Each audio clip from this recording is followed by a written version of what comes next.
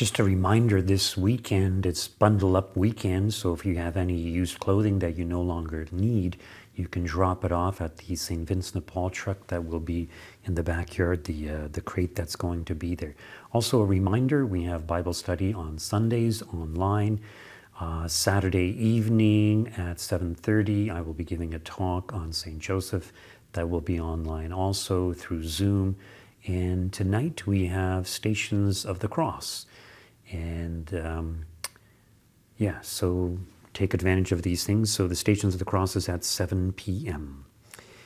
In regards to today's gospel reading, our Lord gives this parable. He's addressing the chief priests and the Pharisees. So it's a message aimed primarily at them, but it's also a message aimed at all of us. And it's about this landowner who plants this vineyard and does all kinds of good things for the vineyard to make it successful, puts in a watchtower and so many other things. He leases it out to tenants, but the tenants fail to give him what is his due.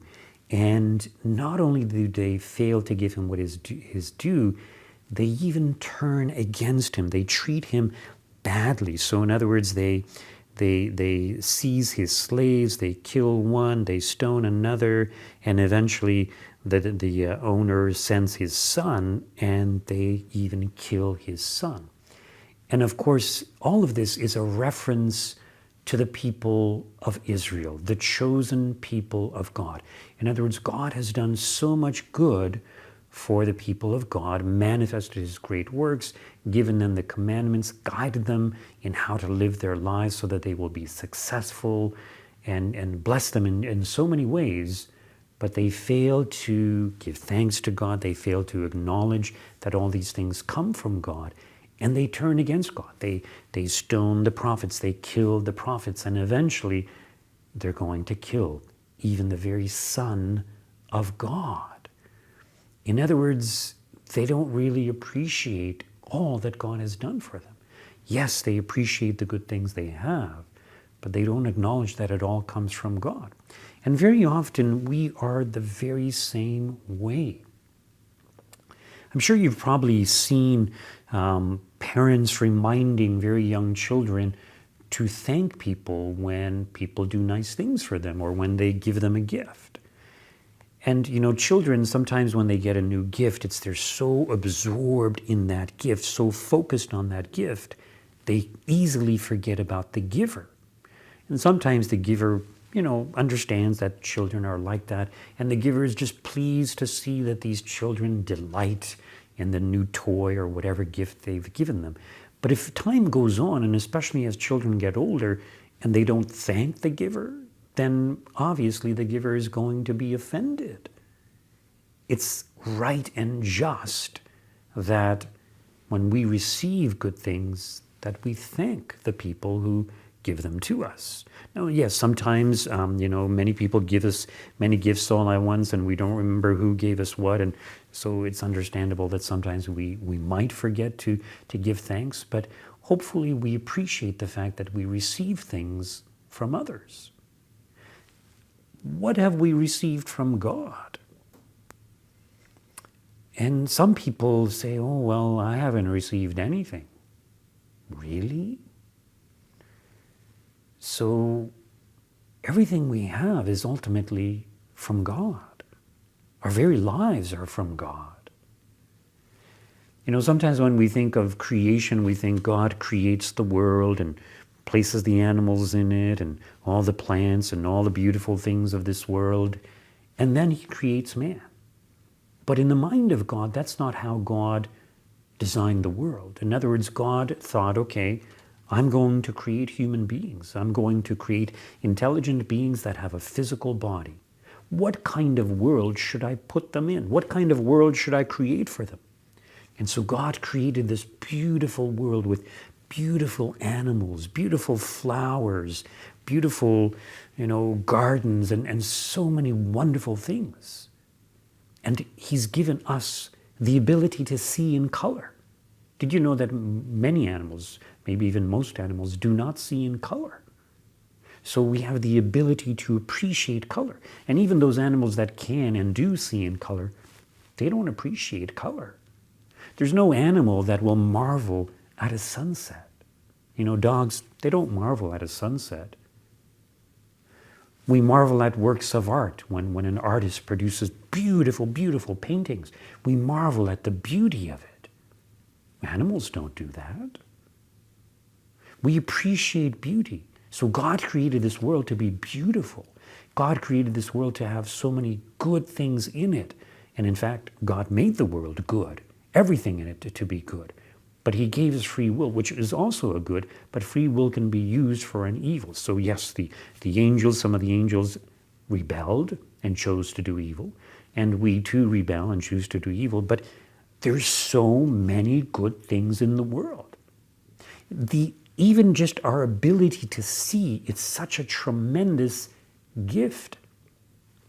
People who talk about evolution, it's like, where are they coming from? So they think that through chance processes, through chance mutations, over billions and billions of years, we evolved to be the way that we are.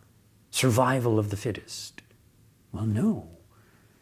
When we think of the complexity of human life, there's one TV evangelist. He's not really a TV evangelist, but he's recorded some of his evangelizing techniques. And in one approach that he uses, he takes a book with color pictures and he shows it to someone. Imagine this book. So this book has writing in it. And in fact, this book may have some pictures in it. I don't know.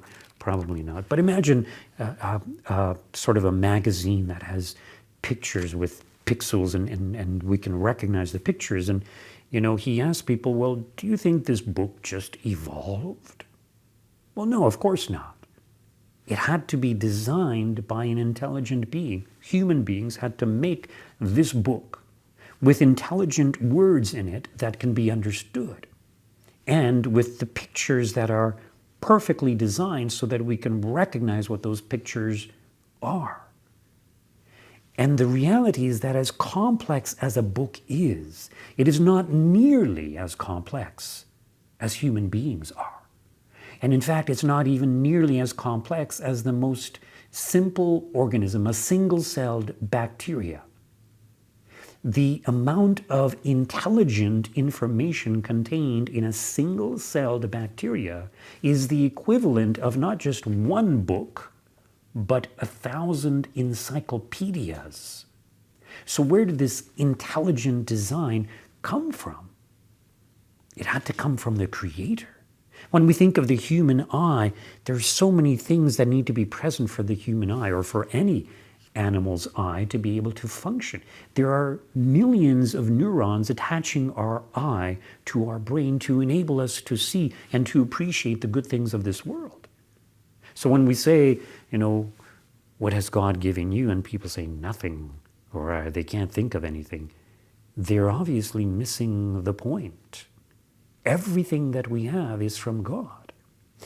Saint Jose Maria Escrivá once said that if we lived only long enough to be able to see one sunset, life would have been worth it.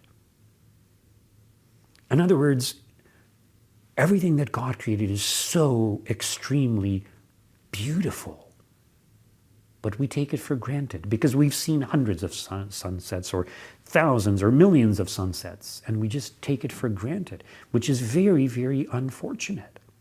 So God chose the Jewish people. He gave them so many good things. He blessed them in so many ways.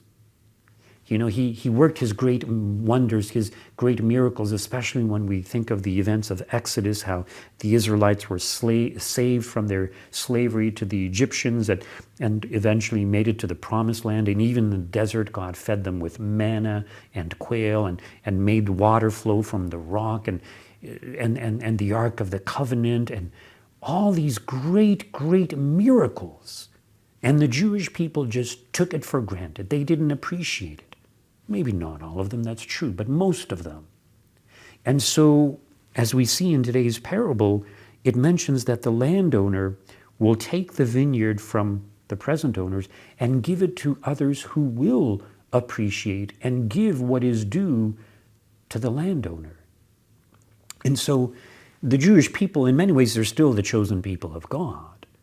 But the favors that God had given them, the mighty works, the great prophets in their midst, all of these have been taken away from them. And we have received them in the Catholic Church. So we have great prophets, great teachers, great preachers. We have the great saints in the Catholic Church. People like St. Francis of Assisi, Mother Teresa of Calcutta. And we have all kinds of miracles in the Catholic Church also. And we have great events such as the miracle of Lourdes, the miraculous water flowing. We have the miracle of the sun in Fatima in 1917. In other words, we've got so many benefits in the Catholic Church. We have the sacraments. We have God becoming present on our altars at every Mass. But do we take these things for granted? Many Catholics do. Many Catholics don't appreciate all these things. They think God is so distant, that God doesn't care about us. And yet God is constantly intervening in human history and giving us all kinds of things, healing so many people.